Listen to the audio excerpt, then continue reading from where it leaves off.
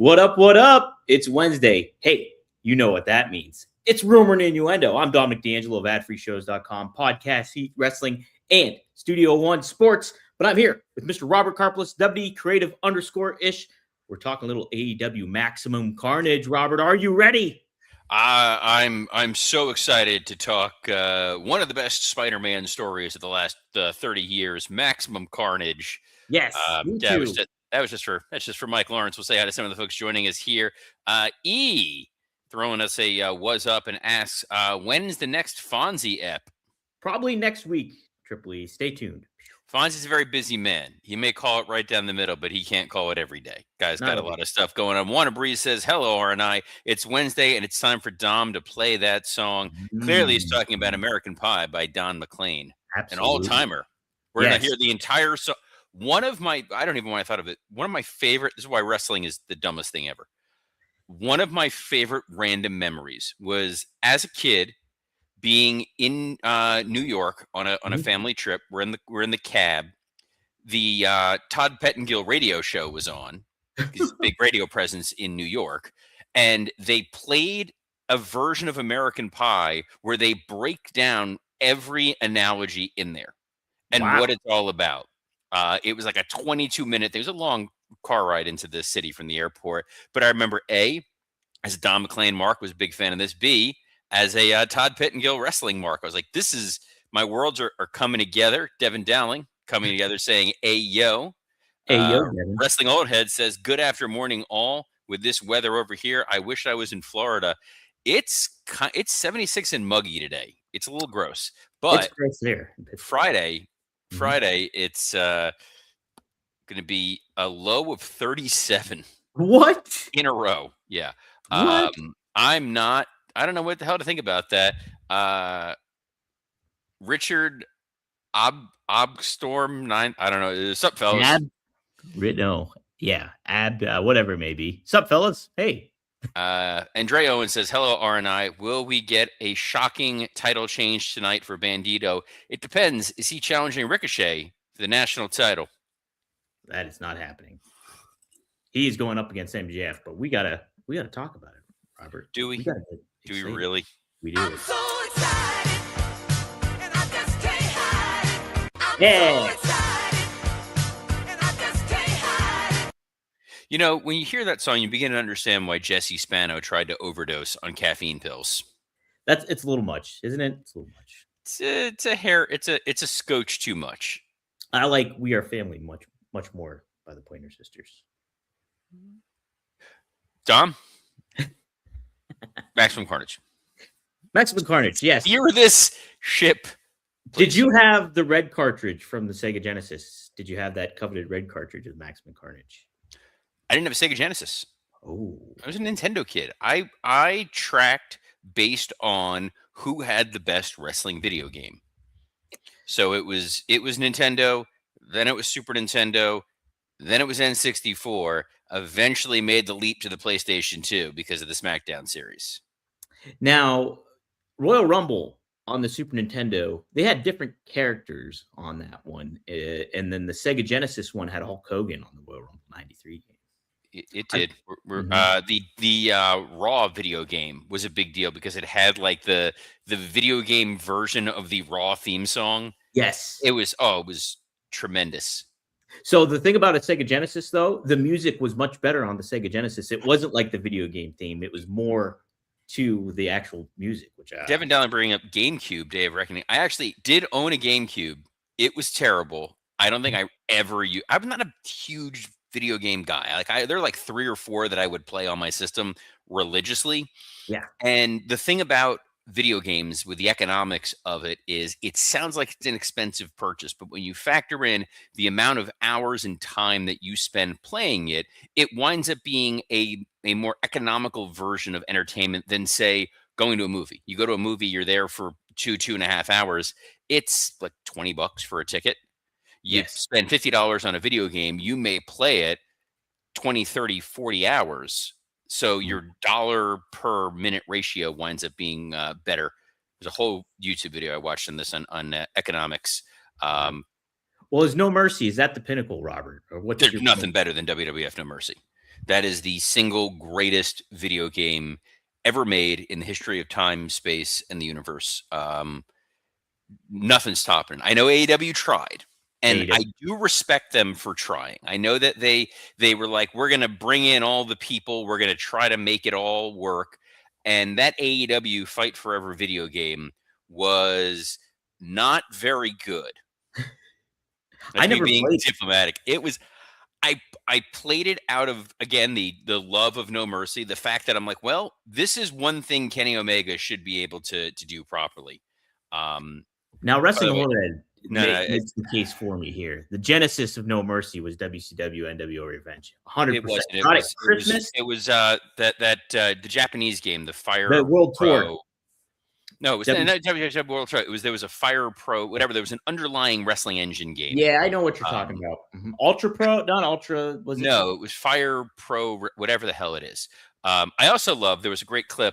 Raven was on Chris Van Vliet's show, and they're like, why were you on the cover of that WCW video game? Like, it's Sting, it's Hulk Hogan, it's Goldberg, and it's Raven. He goes, the guys who made the game just happen to be big fans of mine.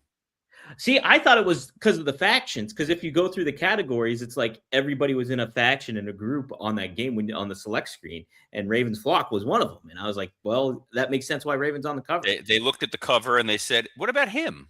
What about Raven? What about him? Fight Forever was. Ron Bree says right there, I played Fight Forever because I got it free. It was so bad. Oh, no. It was kind of like AEW in the sense of, there's what we want, and then there's everything else they're going to give you. We're going to give you 700 mini games. We're going to have a situation where someone's riding a horse. There's going to be all kinds of extras. Like, no, just give me a solid wrestling engine video game that I can, play and enjoy. That has repeatability. A simple crate system was all I wanted. Like, that was it. I don't think that matters as much anymore, because I'm pretty sure you can download. I don't go deep into the weeds on this. It's nuts. It's nuts. I have not played. Has anyone ever created you in one of the video games? I created myself once on there. It happened. Somebody for one of the WWE 2K games made me, Dan, Mike, and Scott. How were they? Well, how was the? I don't know. I didn't have that particular game, so I never played it. But here's hoping that doesn't happen. It's make us on the game. Anybody that plays the 2K25 or whatever. I did work on a couple of video games when I was at WWE, so that was pretty cool. Did you write like some of the story based stuff? No, help when they were producing some of the commentary stuff in the booth, and some of the sound effects, some of the Foley work. Oh. We're 8 minutes in. We got to talk about not how bad the AEW video game is, but how amazing AEW Maximum Carnage is going to be. Dom, hit me with it. All right. So Cloak and Dagger, they'll be battling Carnage and Venom in a tag team match. Are you excited for that, Robert?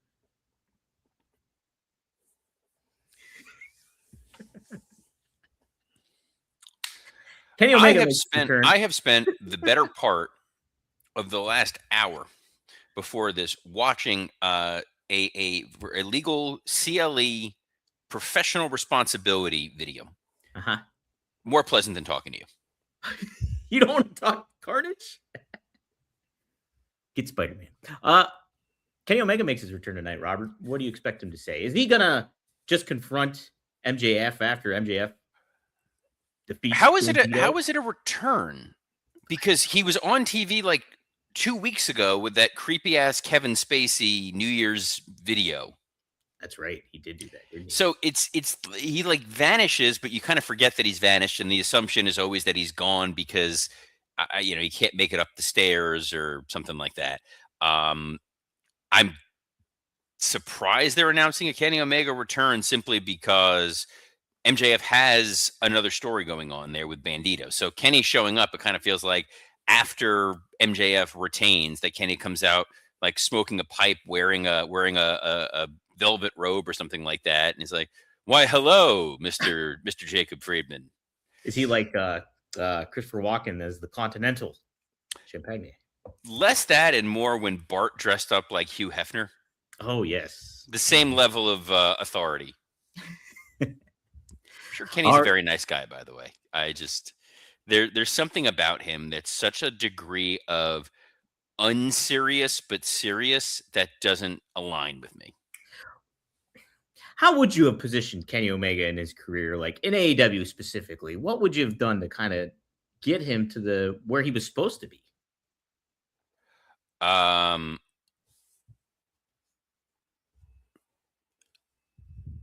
The challenge is because of his injuries. Sure. And also there was this insane selflessness that Kenny and Cody had when they started the company. This idea of we're not going to be the front and center. We're not going to be Hogan pulling creative control. They absolutely should have done that. They should have started off as your franchise players, as your top guys. This is a new company. This is a new world. We are the best in the world, and we're going to go out there and be the best in the world. That's how they should have positioned them. Travis Wadlow asked a good question. You can't ask, how can he return again when Roman Reigns is out there? It's a fair point. So the difference is Roman, we know the deal with Roman Reigns. Roman Reigns is a part-timer at best. He is a dude who comes and goes as he pleases, and it stinks, and it's kind of just the way it is. Kenny vacillates between, is he a part-timer who's a special appearance guy? Is he a week in, week out guy? Is he a guy who's competing and then he gets hurt? Or is he not competing because he's off doing other things? There's too much of an inconsistency. There's never an inconsistency with Roman. Roman is always, yeah, I'm going to show up when I'm getting paid for something major, and then I'm going to, piece the hell out, Brock Lesnar style. Kenny is neither fish nor fowl when it comes to AEW. He's not a part-timer. He's not a special event guy, even though he should be. He is 1 week he's wrestling on a 6-man tag, and then he's wrestling on an 8-man tag, and then he's just gone for 3 weeks. And then he's going over to New Japan to go watch a match instead of being on television. Now he's coming back and saying, I want to go be AEW world champion. Okay. Got to pick a lane. Right. If he's going to be Roman, treat him like Roman. If he's going to be Cody, treat him like Cody. I loved his heel run with, when he was like the manacle Harley Race mustache, like cocaine kind of implied taking Kenny Omega. Yeah, implied. That version of Kenny, by the way, was fantastic. Yes. That was exactly how he should be positioned. If he's going to be slightly off-putting, because he's not a good promo. I don't think anybody's going to be up in arms about saying that. When Kenny talks, there's an earnestness to him, but it doesn't quite feel important. There's personality to it, certainly, but it doesn't, I just convey he's that quirky. What you're getting. Yes. Mm-hmm. He wouldn't be a Vince McMahon old school main event talent in the way that he talks. He's better than like a Bret Hart or something like that, but there's a kookiness to him that it goes to what I was saying before, like to take him truly seriously. Mm-hmm. And I would have been fine with what you kind of initially put out there when it was like the Cody Rhodes and Kenny were insanely like generous starting off. I would have been okay with that if there was the payoff for those other stars to kind of get there. But Tony Khan, AEW didn't do the due diligence of elevating those stars. They also started with like, it's Chris Jericho, and Chris Jericho is going to be your world champion. Mm-hmm. And I'm like, yeah, but Kenny and Cody and the Bucks were definitely big enough stars. Right. That you could have, it's not like you were starting with over the hill guys or you were starting with really under the radar guys. It's not like PWG where they were going to be like, well, it's Super Dragon and Excalibur are going to go out there and wrestle. Like if you headline your first show with Kenny Omega versus Cody Rhodes, nobody's batting an eyelash at that. Everyone's going, those are two of the biggest names in wrestling. We got it. Instead, they wanted to try to pull everybody up and elevate everybody. And like you said, here we are 6 years later. Not a lot of those folks really got elevated the way they should have. And it's been a continual criticism of AEW that they've tried. We're seeing a little bit of it with Gunther in WWE right now, where they just think by having Gunther amass wins, even though they don't really matter, that he's going to suddenly seem like a 1A type of guy. No, he's not. In the, Darby beats whoever, like Chris Jericho, or he's hanging out with Sting, and it loses its efficacy. Speaking of Darby, he'll be taking on Pac. Finally, Robert, the one guy in the Death Riders he's never faced. I know everybody's been waiting for this match, and we're getting it tonight on Maximum Carnage. Look, we all remember when Ahmed Johnson went after the Nation of Domination, and the real main event was when he went after Kama Mustafa. And that's what we're getting here today. It's going to be a great match. It will be.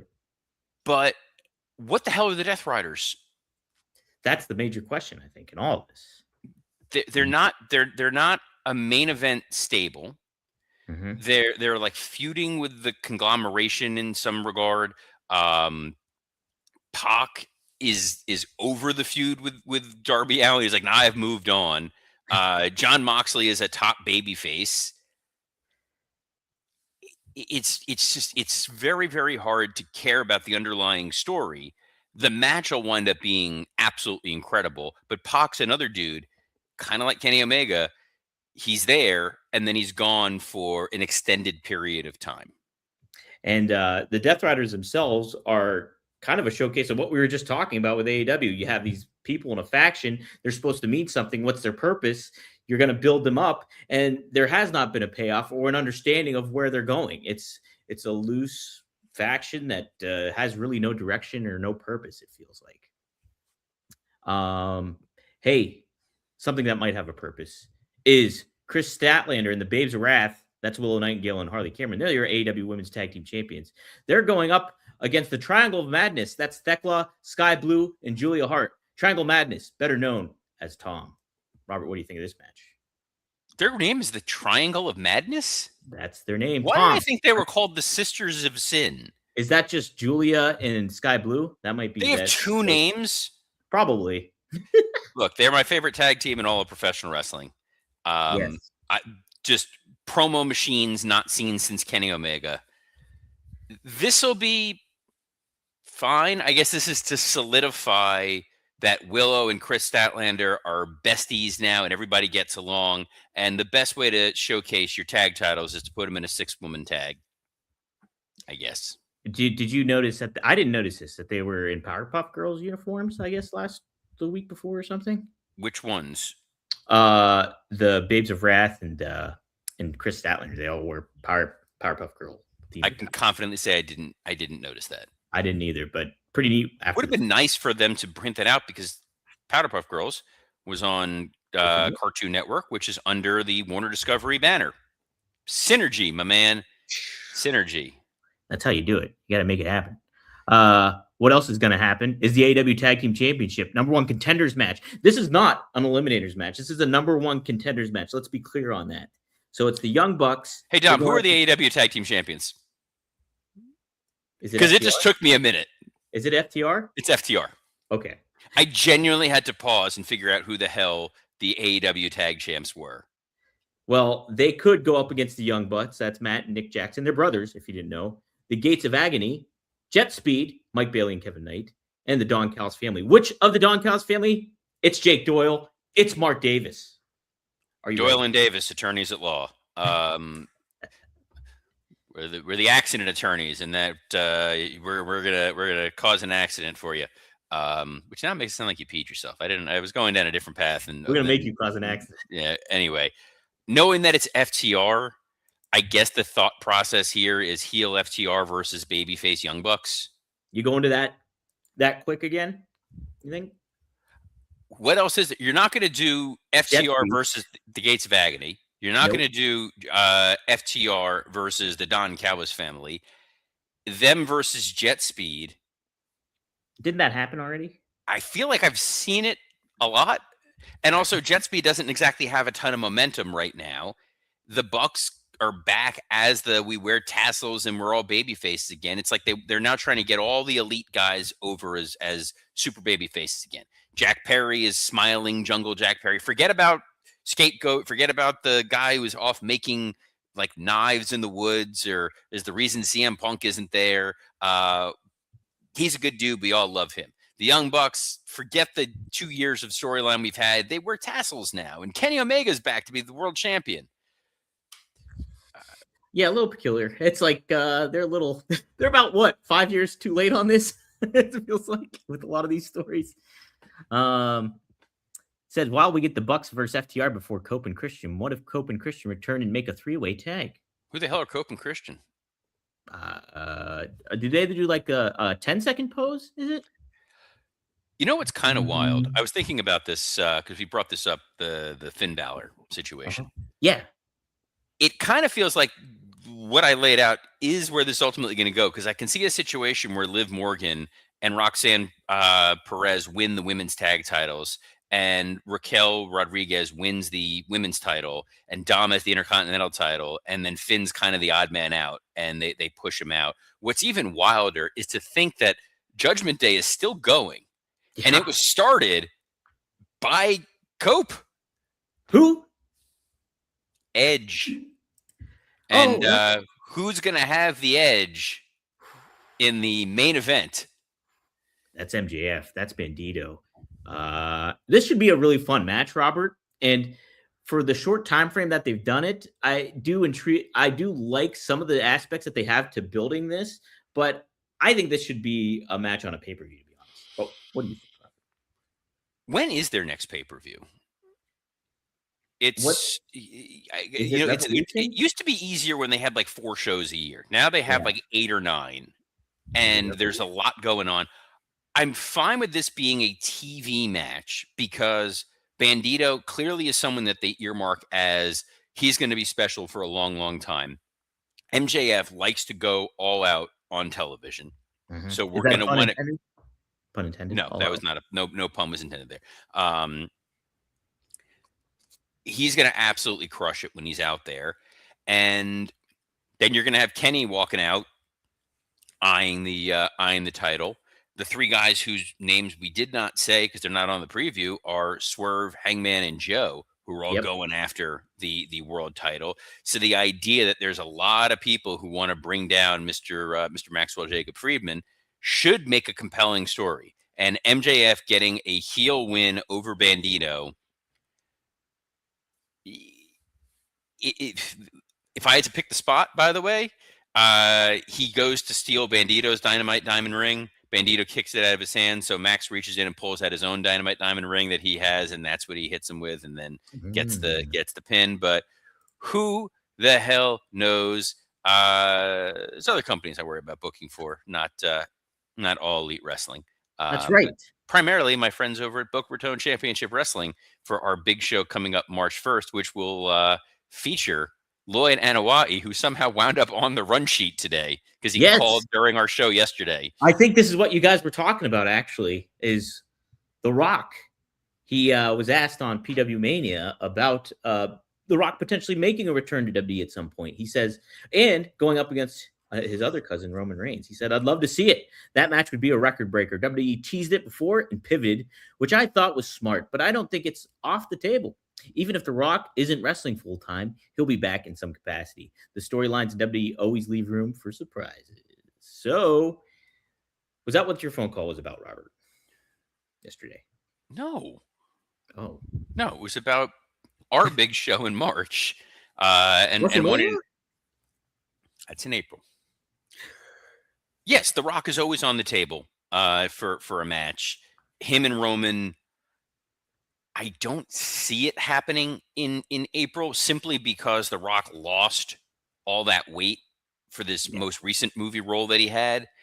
I don't know that he's going to have enough time to pack it back in. And the fact that Rock and Roman are not week in, week out competitors, and that's going to headline that would be I don't know how great a match that would ultimately wind up being. I think it would be a lot of gaga, be a lot of smoke and mirrors. It would also potentially explain why Drew is world champion right now. That you could do a Drew match, a Drew, Cody, Jacob Fatu triple threat, and that not main event a night of WrestleMania if you're main eventing with The Rock versus Roman Reigns. But boy, if I knew I was going to have that match, I'd be advertising the hell out of it long in advance and sell a lot of tickets. Yes. Yeah, you definitely want to make that happen. But, I mean, what are the odds? Like Wrestling World says, final boss in Boca Raton Championship Wrestling. Is that gonna happen? Well, he does have a place in Davie. He ain't that far away. And Ava's Ava and I go way back, so maybe we try to make this happen, Dom. How would you book The Rock in Boca Raton Championship Wrestling, Rob? Kid's never worked there before. He's got to earn his stripes. Well, is that why you bottom of the card? He's gotta you gotta start off with Cavana back makes his return. Exactly. We can do Flex back in the Florida Indies scene and have him take on Cha Cha Charlie to be a hell of a match. What was a hell of a match was John Cena's final match, and John had a little bit more to say about that. Dom? Yes, he was at the Fan Expo in New Orleans and was asked about tapping out. John thought his ending was perfect, and this is what he had to say. I guess it kind of parallels my career. I think it was a perfect end because a whole lot of people thought it sucked, and a whole lot of people thought it was special. And that's kind of been my story for 23 years. So I thought it was perfect. What a John Cena answer that is, right? That is a very John Cena diplomatic answer. And yes, some people definitely thought it sucked. Some people thought it was great. I've seen some follow-up stuff that makes it harder for me to really be on board with the decision that he made. I talked about this, I think, on Working Stiff. An acquaintance of mine, his son was part of the Make-A-Wish group that was there that night. Yeah.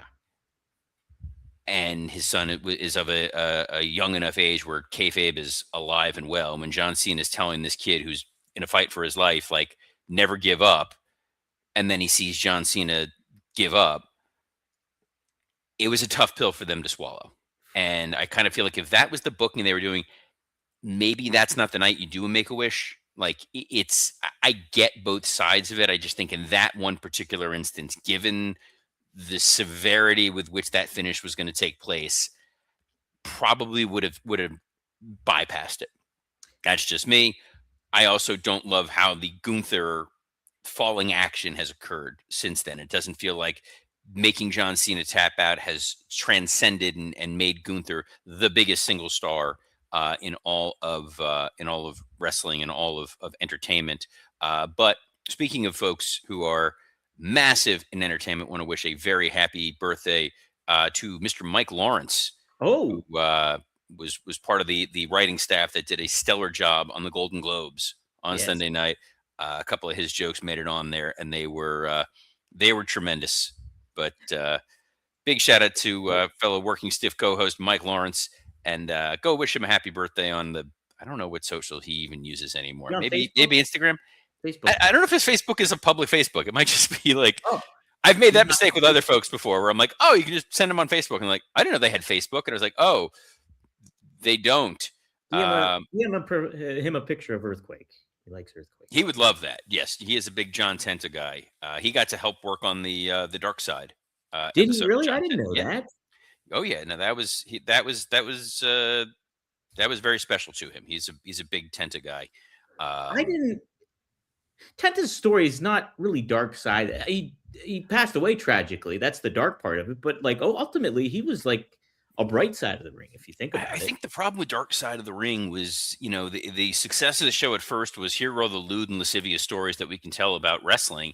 And then over time, it just became, these are biographies of wrestlers and stories you wouldn't necessarily hear elsewhere. And they try to make it a dark side, namely, and, Tenta obviously passing away at a young age and spending a couple of years later in his life. I believe he was working as a truck driver. Oh, but that's not a dark side. That's a man was earning a good living to provide for his family. Exactly. It's a little, I don't know. We're not going to solve all the world's problems. I can message Evan and ask him, like, dude, what are you doing there? But we will be back tomorrow, as we are every Monday through Friday. We're going to talk Maximum Carnage, and believe it or not, we're going to preview TNA Impact. Yes. Excited. I'm intrigued, Robert. I am intrigued by this. Look, I'm very excited for the Impact debut. I know you did a special interview building up to this. Is that available yet, or is that's available? That's up. Studio1sports.com. Go to it now. Tom Hannafin I speak with. Robert gave me some good questions to ask, and so you'll get to check some of those out. And we talk a little bit of Penn State. We talk a little bit of Big Bill Collier, who's known as Agent Zero. He's in the promotion that I work for too, IWC. So talk about him a little bit too. So check it out. It's a really good interview and a little teaser for January 15th tomorrow for AMC. So there you go. Excited for that. So on behalf of what do you want to call me? I was going to say something, and then I literally got distracted by your sweater, and then I was going to call it a Cosby sweater, and then I realized in 2026 you can't say that. So on behalf of the man who's trying very hard to get me canceled, Dominic D'Angelo, I'm Robert Karpolis. Best of luck in your future endeavors. You know, kids say the darndest things. Shh.